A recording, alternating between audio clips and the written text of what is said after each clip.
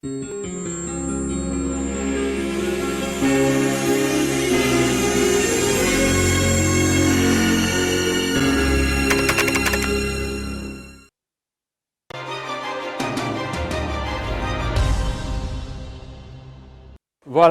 Junior, donc voit aussi, nous arranger là, c'est Bakatushipa.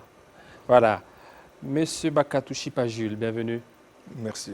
Voilà, on va parler de Samalou Kondé, mais bien avant qu'on parle de Samalou Kondé, il y a cette affaire hein, de la Cinco, pas seulement de la Cinco, même de l'ECC, de certaines organisations qui demandent à la tenue des élections en 2023.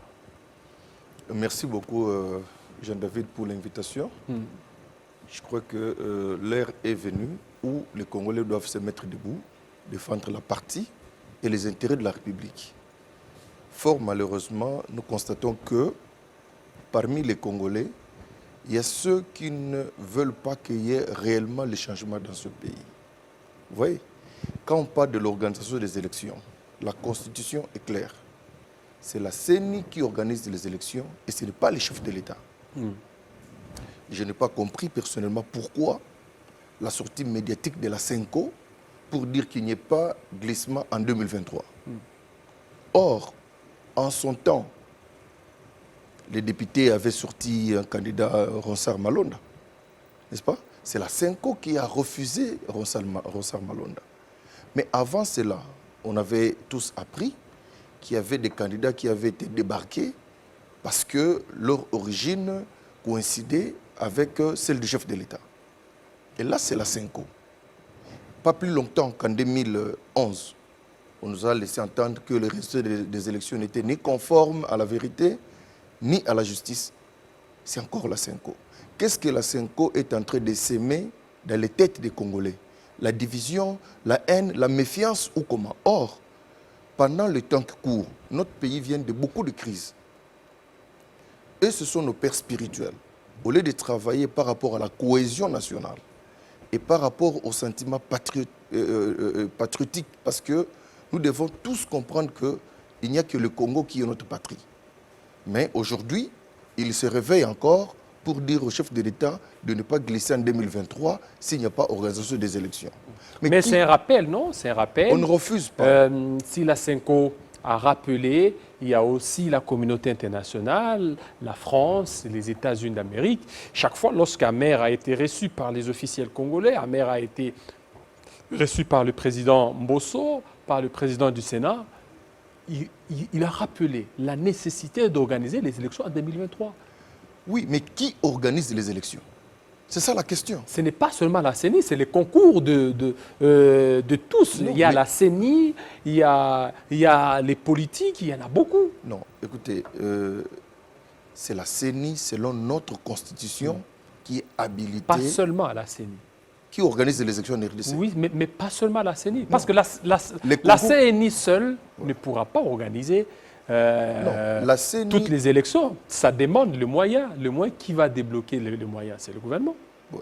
Effectivement, le gouvernement, il faut qu'il y ait des régies financières et tout ça. Alors, lorsque vous incombez la question à la CENI, c'est trop facile de le dire. Ok, vous parlez bien de moyens, mais les moyens sur base de quoi?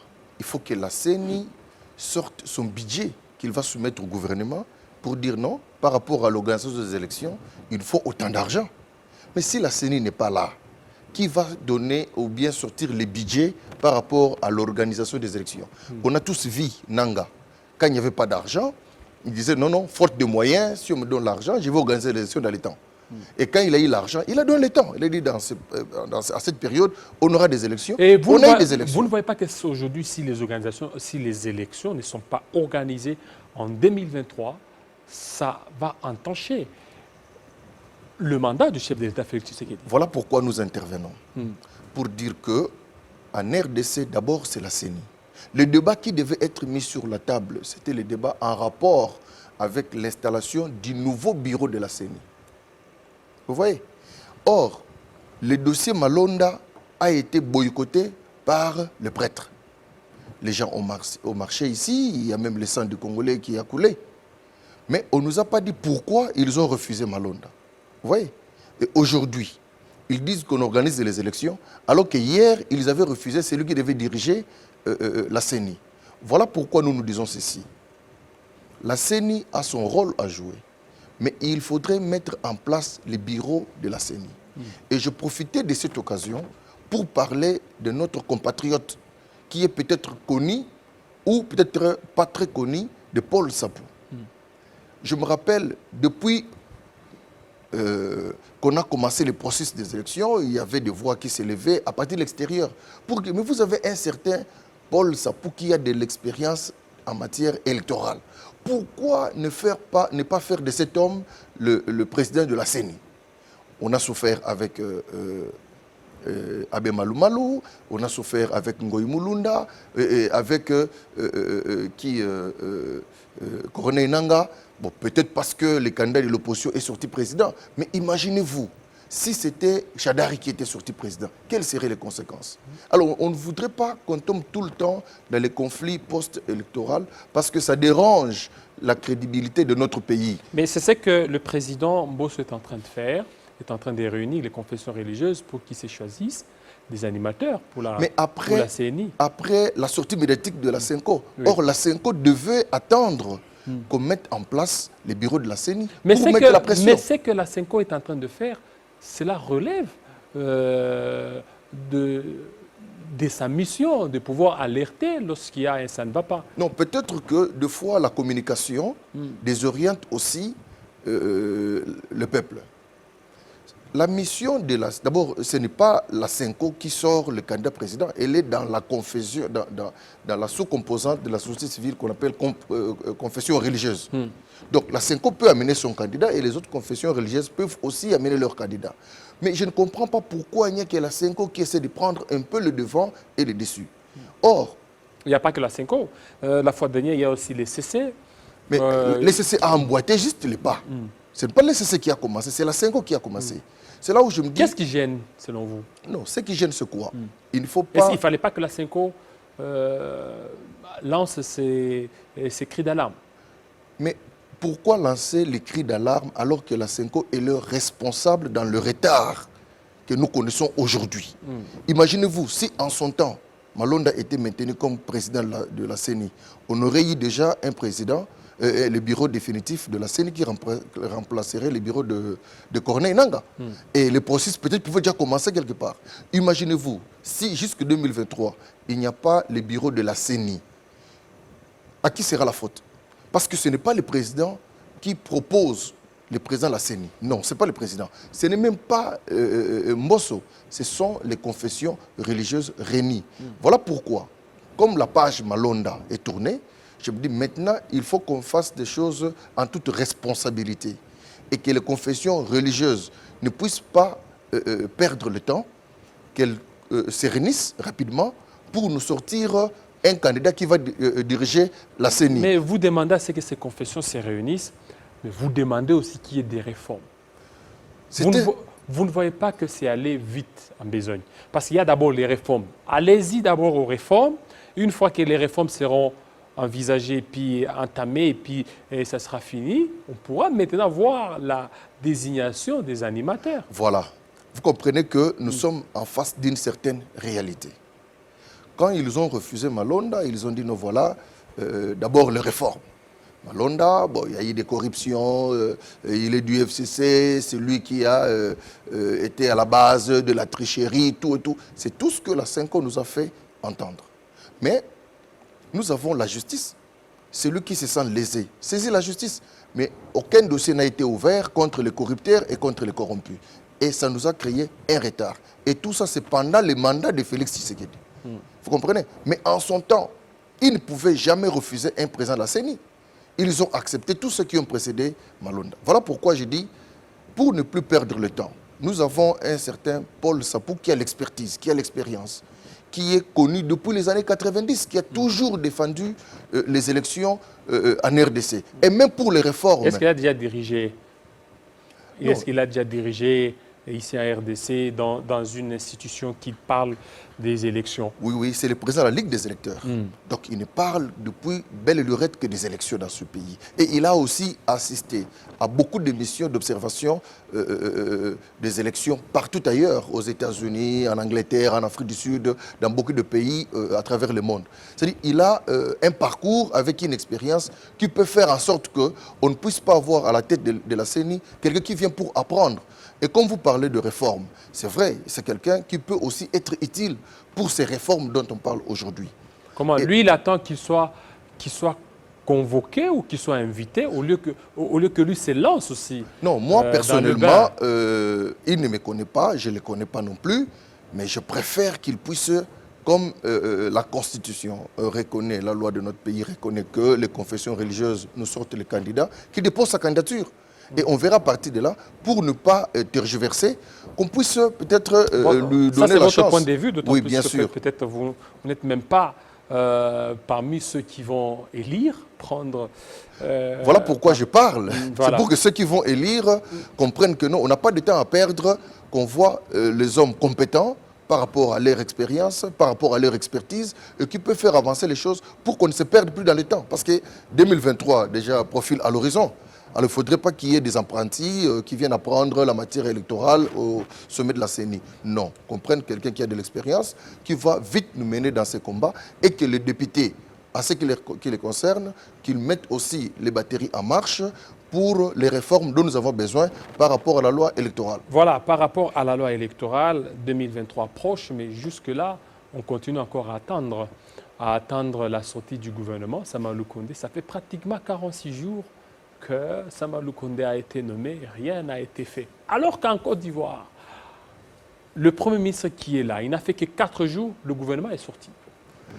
Bon, vous savez, il ne faut pas comparer la Côte d'Ivoire avec la RDC. Il y a quoi là-bas? Qu'est-ce qu'il y a pour qu'on ne compare pas les deux pays? Bon, ce sont tous des pays africains. Bien sûr, mais en Côte d'Ivoire, vous avez appris ce qui s'est passé après les élections. Après les élections en Côte d'Ivoire, il y a eu une sorte de conflit post-électoral qui a fait que Alassane Ouattara s'impose, il s'est imposé par force au pouvoir. Or, dans notre pays, Félix ne s'est pas imposé. Et il se retrouvait dans une situation telle que, sans coalition, on ne peut pas mettre en place un gouvernement. Pourquoi? Parce que le gouvernement chez nous est investi par l'Assemblée nationale. C'est pourquoi ça demande à ce qu'il y ait harmonisation de vues des uns et des autres pour permettre à ce que... Et cette fois-ci, ce n'est pas le FCC qui bloque, ce n'est pas non plus Katumbi qui bloque. Maintenant, la raison, on parle maintenant de la représentativité des femmes. Vous ne voyez pas qu'avec ça, il n'y a que des excuses. Ça ne pourra pas faire assez que le président puisse réaliser ce qu'il a promis au peuple congolais. Non, vous savez, lui-même le Premier ministre, il a dit qu'on ne doit pas confondre l'urgence et la précipitation. Mais alors qu'ailleurs, ça se fait vite, 4 jours, vous avez le gouvernement. Ici, ça fait 46 jours. Non, mais parce qu'ici, il faut négocier avec le parti politique ou mais les plateformes. Mais comment négocier alors qu'il n'y a plus de contraintes? Non, mais c'est eux qui doivent... Au départ, des contraintes étaient... la répartition au niveau de FCC Cash. Maintenant, aujourd'hui, c'est l'union sacrée. Vous avez tous l'obligation de conjuguer un seul verbe. Oui, ce n'est pas parce qu'on est dans l'union sacrée qu'on doit marcher sur la Constitution. Oui. Parce que la Constitution nous parle de la représentativité de femmes. Comprenez que c'est pendant le mois de femmes. Est-ce que pendant tout ce temps, lui, il a été nommé depuis, ça fait pratiquement 45-46 jours, pourquoi ils n'ont pas tenu compte de cette représentativité seulement aujourd'hui? Voilà pourquoi, si moi je fais mes analyses. Ce n'est pas une des raisons qui fait tirer les choses en longueur pour qu'on se retrouve dans la situation qu'a vécu Vital Kamerhe. Non, moi je disais ceci. Si tout dépendait de moi, c'est au Premier ministre de se choisir les hommes ou les femmes qui vont composer son équipe. Ce n'est pas au parti de lui proposer les noms. Lui-même devait se choisir les noms qu'il devait proposer au chef de l'État. Il regarde par exemple au sein de l'ensemble de Moïse Katumbi, il dit bon, je connais tel autre par rapport à son CV, il peut être utile pour servir la République. Et il prend ce nom-là, il propose au chef de l'État. Mais dans leur, je dirais, cuisine, ils ont demandé aux partis et regroupements de proposer les candidats. C'est là où ça bloque un tout petit peu. Parce qu'au niveau du parti, vous avez appris au sein de AFDC Allié comment les gens tirent là-bas, Steve Mbekaï avec Modeste Bahati. En tout cas, ça ne s'accorde presque pas. C'est là où je dis que donner la responsabilité aux partis politiques de proposer les noms, moi je dis que c'est à tort. Or, nous connaissons les partis et les regroupements qui composent l'Union sacrée de la République. Et le Premier ministre a reçu tous les partis et regroupements. Alors, au sein de ce parti, il y a des gens qu'il connaît personnellement, ou soit demander à ceux qui veulent postuler qu'ils viennent avec leur candidature, bien entendu, et avec leur CV. Et lui devait se mettre au travail pour aller les CV des uns des autres. Et ceux-là qu'il retient, individuellement, il les invite, parce qu'il sait déjà que par rapport au quota, il y aura autant pour l'IDPS, il y aura autant pour le PPRD, il y aura autant pour d'autres partis politiques. Maintenant, il commence à inviter individuellement. Outre cette affaire des représentativités des femmes, ce n'est pas aussi une affaire de gourmandise ou de gloutonnerie de certains partis politiques. Regardez, par exemple, l'UDPS n'a que 32 députés, mais l'UDPS a 8 ministères. Bon, sur base de quoi l'UDPS a 8 ministères, sachant, s'il faut aller au niveau de la répartition, 8 députés égale un ministère. Alors, s'il faut calculer, l'UDPS aurait dû peut-être avoir 5 ministères. Non, Jean-David, parler de représentativité aussi, moi je trouve que ce n'est pas trop commode par rapport à la réalité politique du moment. Vous voyez, c'est vrai, il faut une coalition pour que le programme du gouvernement soit adopté par le député.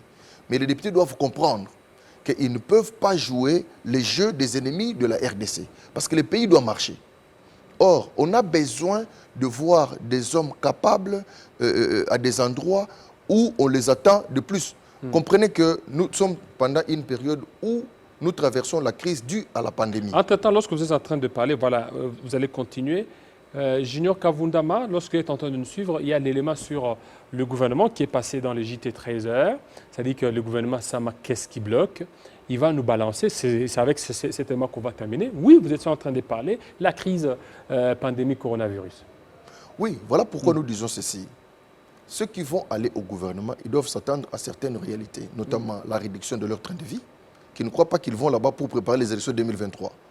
Et s'ils se mettent en tête que nous allons chercher de l'argent pour nous protéger et nous projeter en 2023, c'est à tort. Parce que je crains et je refuse que quand on mettra la main sur les uns les autres à cause de leur mégestion, qu'ils commencent à crier pour dire que nous sommes des prisonniers politiques. Là, non. C'est ça les moments où nous avons besoin des hommes responsables qui comprennent réellement que le pays traverse une crise et ils vont là-bas pour servir, pas pour se servir. Voilà, Junior, si tu es prêt, comme ça, on nous balance cet élément, on suit, et puis on revient, on commente juste quelques minutes, et puis nous allons nous séparer par là. Merci. Ce n'est ni les FCC, encore moins Moïse Katumbi Chapoué, qui bloquerait la sortie du gouvernement Samalou Kondé. À en croire le secrétaire général de l'UDPS, Augustin Kabouya, devant les militants. Il a évoqué différentes raisons qui bloquent la sortie du gouvernement Samalou Kondé, parmi lesquelles la non-représentativité de la femme. Malgré l'union sacrée et en dépit des lois et des engagements pris par la République démocratique du Congo, les femmes restent très minoritaires au poste à responsabilité. La décision du chef de l'État, Félix Antoine Tshisekedi Tshilombo, de ne pas signer l'ordonnance nommant le gouvernement Samalou Kondé au motif qu'il y a une faible représentativité des femmes, pourrait-elle garantir une meilleure représentation des femmes dans le nouveau paysage congolais? La question reste posée. Tenez, en République démocratique du Congo comme ailleurs dans le monde, les femmes représentent environ 52% de la population. Pourtant, au niveau institutionnel, elles sont extrêmement minoritaires.